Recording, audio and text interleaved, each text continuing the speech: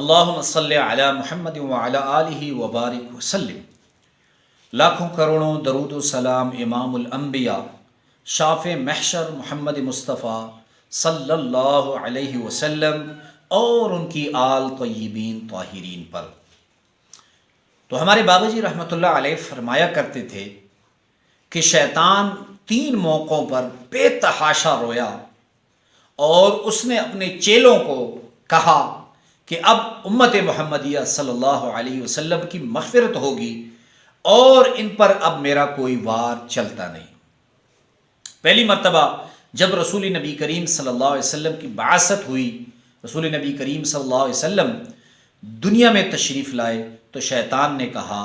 کہ اب میری خیر نہیں، اب امت محمدیہ صلی اللہ علیہ وآلہ وسلم پر میرا کوئی بس نہیں چلتا۔ دوسری مرتبہ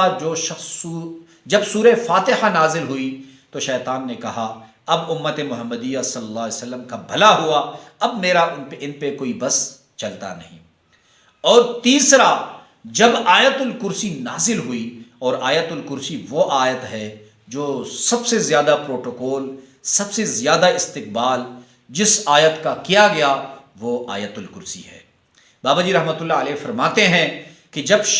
آیت الکرسی نازل ہوئی تو شیطان نے سمندر میں غوطہ لگایا اور بہت دیر تک جو ہے وہ سمندر میں رہا، اور جب وہ سمندر سے نکلا تو اس کے چیلوں نے اس سے پوچھا کہ آپ اتنی دیر تک سمندر میں غوطہ زن کیوں رہے؟ تو شیطان ابلیس نے کہا کہ جو شخص آیت الکرسی پڑھے گا اس پہ میرا کوئی وار نہیں چلے گا، تو یہ میرے لیے رونے اور مرنے کا مقام ہے۔ بہرحال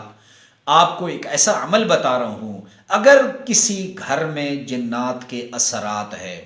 یا کسی شخص پر سالوں سے جادو کے اثرات ہے تو وہ 49 مرتبہ اول و آخر 11 مرتبہ درود شریف پڑھ کر